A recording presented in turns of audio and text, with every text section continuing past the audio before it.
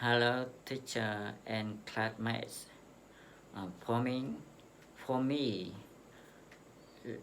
living minimally doesn't mean living a miserable life or giving up everything you enjoy.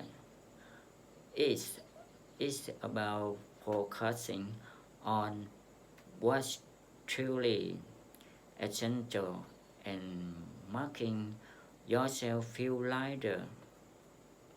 You can start by decluttering, um, limiting impulsive purchases, and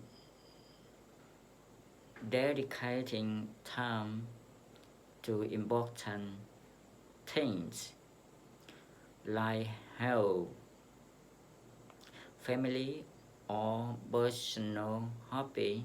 When you live minimally, you you'll find life less stressful and your mind will be more at ease.